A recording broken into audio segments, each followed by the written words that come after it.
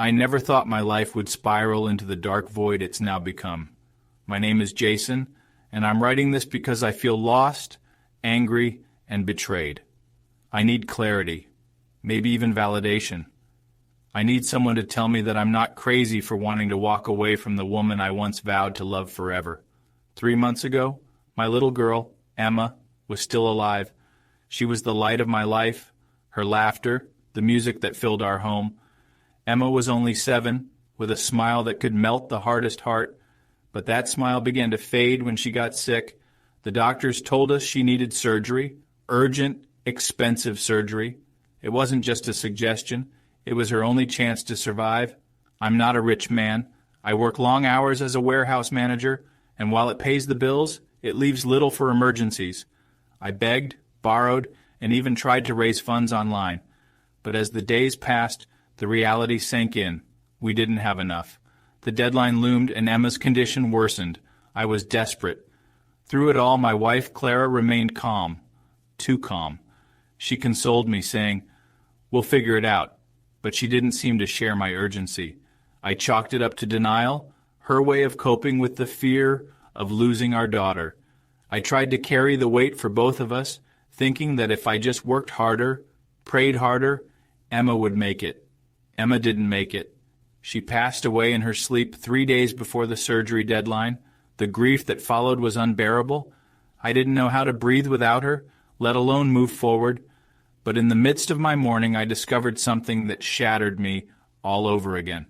Clara had the money, not just a little, thousands of dollars, enough to cover Emma's surgery and more. I found out by accident. She left her bank statement on the kitchen counter one morning, and I saw the balance. At first I thought it was a mistake. I confronted her, hoping for some reasonable explanation, something to make sense of why she hadn't said anything when our daughter's life was on the line. Her response was colder than I ever imagined. "That money's for our future," she said. "We couldn't risk using it on something that wasn't guaranteed to work." Guaranteed. That word echoed in my head like a cruel joke. She prioritized a hypothetical future over our flesh and blood daughter. I couldn't understand it. I still can't. Since that day, I can't look at Clara the same way. Every time I see her, I'm reminded of Emma's last days, of her suffering, of what could have been. I've tried to talk to her, to make sense of her decision, but she brushes me off. She thinks we can move on and rebuild our lives. How do you move on from a betrayal like this? I don't think I can stay with her. The love I had for Clara is buried under a mountain of resentment and anger. Every time I look at her, I see the choice she made, the choice that cost Emma her life. I've been going back and forth in my head, wondering if I'm being too harsh.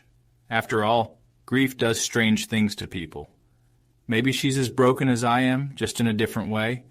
Maybe I'm missing something, or maybe she's exactly the person her actions revealed her to be. That's why I'm writing this. I need advice. If you were in my shoes, what would you do? Am I justified in wanting a divorce, or am I letting my anger cloud my judgment? I'm not sure I'll ever forgive her, but I also don't know if I can live with myself if I leave her when we're both grieving. Please tell me. What would you do?